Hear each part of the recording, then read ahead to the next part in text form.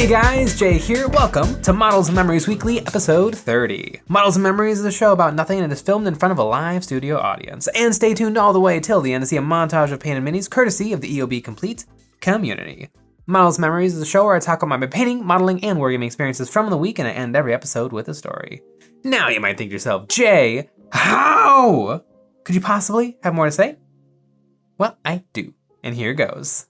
This week, I spent a lot of time looking at the new Black Templar stuff because it's new and it's Black Templar and it's pretty cool. But I have been seeing lots and lots of discussion about how awful the haircuts are on the Scouts and how Games Workshop does not know how to sculpt hair and they did an awful job and why are they so bad at it. And I would like to disagree. I think that the haircuts do look bad, but I think that they look bad on purpose. I think there's a very good reason for them to look bad, and the reason is the lore. These haircuts that the Scouts have historical significance, and the Black Templar are based off of historical reference, and to me, it's actually a really cool to see Games Workshop actually really harkening back to the idea of the Black Templar chapter, and I really like it.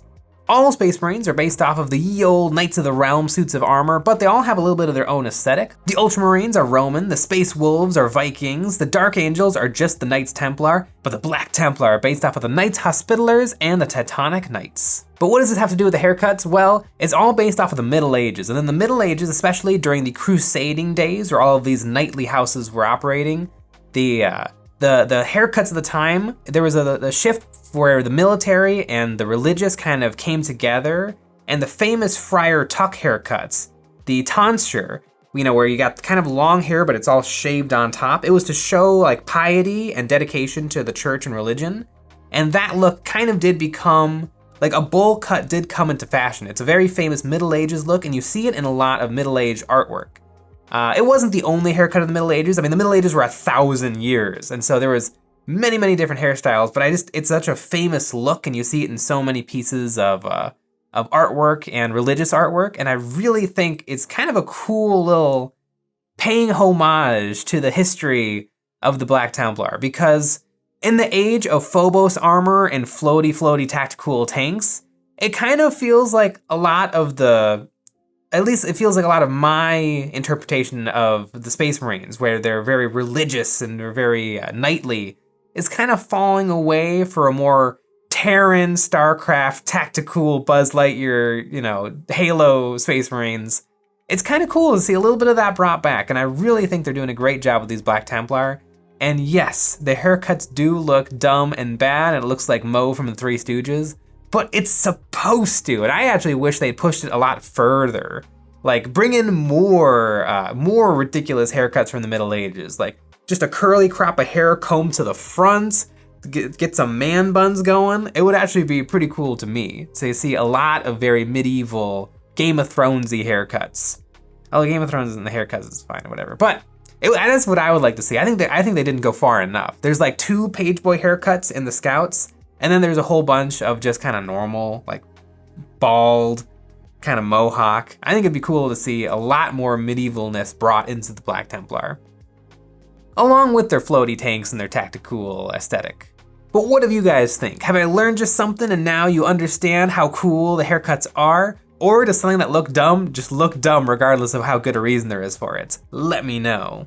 But another big thing in the newsy news this week was Army Painter unveiling its new paint range, Speedpaints. Now this is something I'm actually really excited for. I've been trying out some of the Games Workshop contrast paints and I've actually been really liking it. I'm finding that more and more, if I can take myself out of the painting process and I give up a little bit of control in favor of these technical paints. I mean, washes, contrast, oil paints, all of these things can actually do a really good job of accenting what's already available on the model, so that instead of me just having to be perfect with every blend, every highlight, everything, and then just not living up to my own expectations, just a little dry brushage on the armor and it looks great. But Games Workshop's contrast paint is hella expensive, $8 a pot. I mean, at least they come in the biggish pots, but they're not even the biggest pots. They're like a medium between the little pot and the big wash pot. It's not enough pot for my money. But I've also tried out some Scale 75. I forget what their paint range is called, but it's actually really nice. It's not as saturated as the Games Workshop contrast, which I like. I always feel like Games Workshop probably goes too saturated with their colors. And the Army Painter range shown off in their video looks really nice. Hopefully, whatever medium they give can kind of desaturate some of the colors, because their example pieces look really, really colored. And I always feel like I want a lot of color in the recesses, but I almost want plenty of the primer showing through in the raised edges so that I can highlight those areas myself. But we'll see. And if they come out at Army Painter prices, I think it'll be very, very competitive. Because contrast paint is actually a really, really cool thing. And it actually makes a lot of sense for companies to do this, because as I have grown and learned with my painting experience, I've found a lot more that colors don't matter. Like what brand, what consistency, what shade of colors doesn't matter. I can make a Games Workshop red, a Vallejo red, an Army Painter red, and like a P3 red do all the exact same thing. It is not a big deal. I just grab whatever's near me. But with these technical paints, like I don't know exactly what goo is in that bottle and what purple and blue mixture they've concocted to give me this really interesting gray.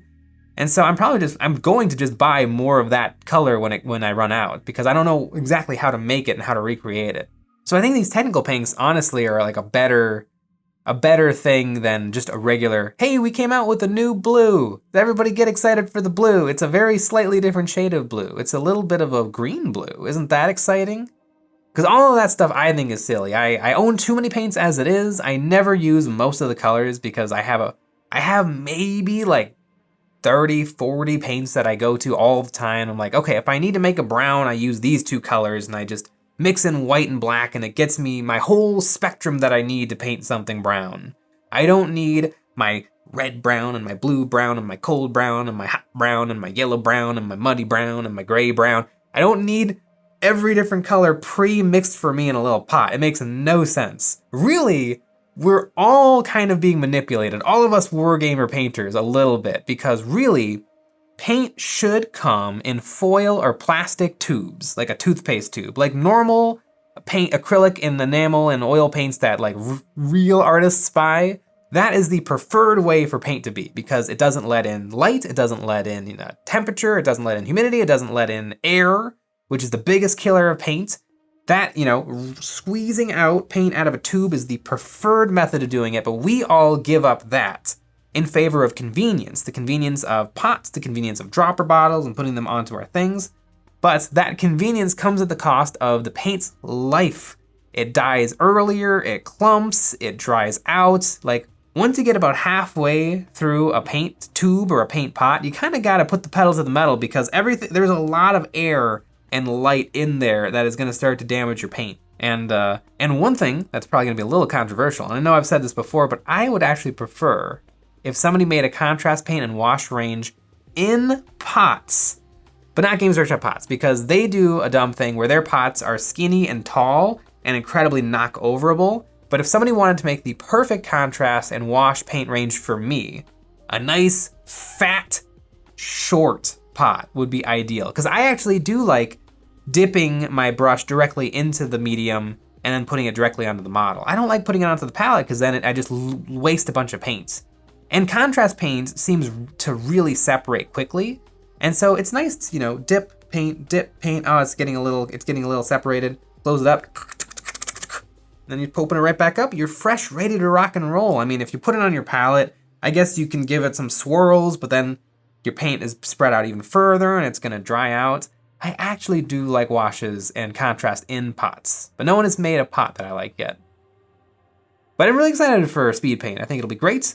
I'm sure they won't be $8 a pot. Games Workshop, what are you doing? But yeah, it should be great. And another big thing coming up for Games Workshop is Warhammer Day, which is apparently coming up soon. I didn't even know there was a Warhammer Day. I don't know what it's celebrating. I don't know if it's the birth of the company or maybe the birth of Warhammer, because they used to make like D&D models before they made any of this stuff. But the big thing for me, because I always care about what I can get, is the new unique models that will be available, which probably means for purchase. It certainly means for purchase. But they have one for 40K and one for Age of Sigmar, which is pretty cool. And the 40K one, it's a Primaris Lieutenant, but not just any boring Primaris Lieutenant, because they've come out with a lot of Primaris Lieutenants, and it's fine. It gives it gives people an option to have a tiny bit of uniqueness in their army, because like, oh well, I have the Primaris Lieutenant that was released on January of 2018, like that, who cares, whatever. But it's just a Blade Guard veteran. Like literally whoever sculpted the Blade Guard veterans, I bet this was a file that was on their computer that just never ended up being used. There's no difference between this and a Blade Guard veteran. It's kind of wild. It's kind of a whatever model. I don't know why you'd pick it up. I mean, it's cool. It's Blade Guard veterans are cool, but when you buy a box of Blade Guard veterans, you get 3. You get all you need. So maybe if you really want like a cool alternate pose, but the Blade Guard veteran box does come with a bunch of poses. I guess maybe if you really stocked up on the Indominus Blade Guard veterans, which were 3 monopose Blade Guard veterans, you had a little wiggle room with the arms, but not too much. So maybe you swap this guy in just to give yourself a little bit of extra something. It's also a pose we've seen before. I mean, hand, shield, sword, down. It's a lot like the guy with the hand on the shield and the sword up a little bit. I feel like they really need to get somebody in there to give them some new poses to work with, because some of them are starting to feel a little samey. But I don't know, it's kind of easy to be down on this model just because it's the same model that we've seen before. Like, and it's almost, they almost have to do that, because if it was a crazy cool model that was amazing and exclusive, it would make for a really feel bad moment where nobody gets to have the new cool thing because it's limited edition. So if they really do come out with something cool and new, it should be available for everyone forever. But it's almost so unique that who cares? Like, who is gonna, I don't know, how much do they charge for these limited edition things? $30? Like $35, $100, I don't know. You know, who's gonna be like, okay, I'm getting my box of Saurus Warriors, and yeah, you know what? Throw in one of those Primaris Lieutenants. That's no one's gonna do that. But on the flip side, the Age of Sigmar model, the Vampire Lord Anasta, is really, really cool. It's a classic vampire. It feels like a little bit more Stephen King-y, like a little scarier of a vampire. It's very androgynous, and I love it's actually kind of got kind of a cool pose going on. I mean, the obvious choice would have been hand holding the sword, sticking it in the ground, but no, it's got like a weird little clawy hand, just gingerly holding up the rapier sword. It's really, really cool. And yeah, it's just weird and neat. The armor is designed to look like bat wings. Maybe it's just vampires are cooler than generic Space Marines, but it's really neat. I'm not a huge Age of Sigmar person though, so I almost wonder if I was a giant Age of Sigmar person, I would be like, oh god, another generic vampire, thanks Games Workshop. Like, I wonder if all the Age of Sigmar people are over there being like, well, I guess I'm gonna get the Primaris Lieutenant because who cares about the vampire? It'd be really funny if that was the case. I don't know, but I think it's a cool model, and I kind of want to pick it up and paint it. It would be make for a really cool paint job. They did a thing in their paint job where they've got red and then really, really kind of warm grays on the body. I almost want to go like blue for the skin and then hot red for the armor. I think that would be a really cool like juxtaposition of colors. But yeah, I really, really like the model. It's neat. And it'll be available October 30th. So whatever, I'll try to get one. And if I don't, who cares? But they'll come out with more models. Wouldn't it be amazing if they didn't? It's like, I won't get the if I'm just feeling lazy that day and I'm like, you know what, I'm not gonna go to the store to get that vampire. Who cares? I'll just get something else they come out with, and then they never come out with another model, and I'm like, oh no, I've missed out on everything. I think that'd be pretty cool. It'd also be pretty cool because all of these other games would probably get a huge bump if Games Workshop vanished off the face of the earth one day. But no, I don't think it'll happen. I think everything will keep on churning. And that's fine, because I like these games.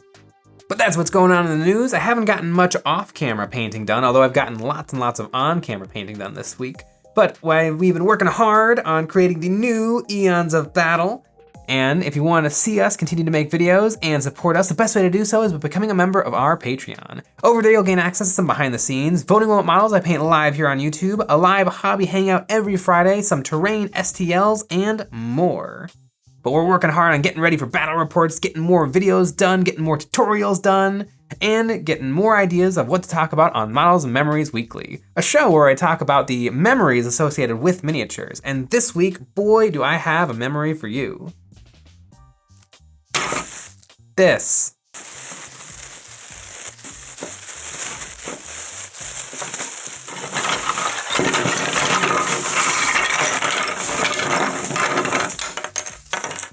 I tried to make a plasma pistol a few years ago. I know a little bit about 3D modeling and 3D design, and so I decided to make my own plasma pistol, and I had the parts 3D printed.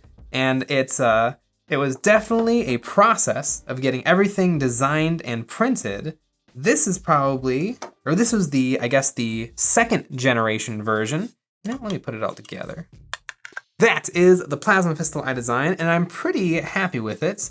I never quite managed to get it 3D printed properly. As you can see, this side is atrocious, and then this side is pretty good. But really, this whole handle needs to be redesigned. It's incredibly uncomfortable. It is not good at all. I designed this whole thing in a program called Vectorworks, and it was super fun and interesting. I designed it with a little bit of 3D printing in mind, how it's all gonna go together. And my dream would have been to have this piece, the energy coils, printed in clear or cast in clear, and then have LEDs here that were controllable by the trigger, so they have like a general pulse at all times, but then when you pull the trigger, they go whoosh. That would have been really, really cool. Also have this be hollow so that you can see a little bit of light coming out of here. You've got the energy cell that comes off, and you can have a few and you can stick them on there. But yeah, I think all of it worked out pretty well. This was the second generation, and I was in the middle of a third generation before I kind of gave up on the project because other things were getting in the way. But the third generation was really starting to come along. As you can see, I've got more ideas of how I'm going to have wires running through this. I came up with a better system for the front. I mean,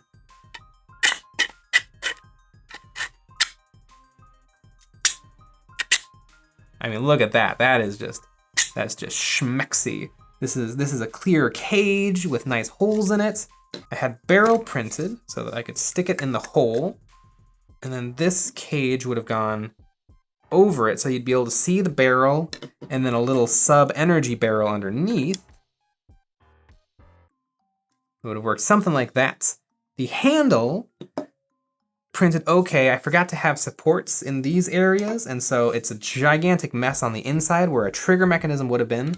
This is my second generation of the handle, or third generation of the handle, and it's not that much better. It's a better handle, but it's still not good. I think I almost need to like design the handle real out of like cardboard or something, and then take that cardboard and turn it into a 3D thing, as opposed to trying to design something that'll be comfortable for my hand in a completely 3D space. It doesn't really work, or at least not for me. I'm not good enough yet.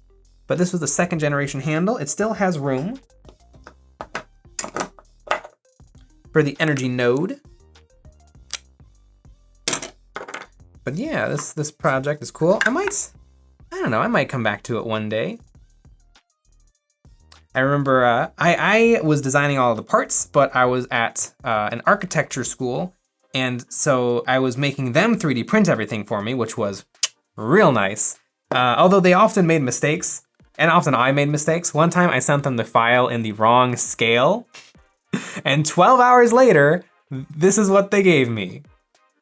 And you know what? It's kind of awesome because it's a weirdo, but no good. I can't use this for anything. Yeah.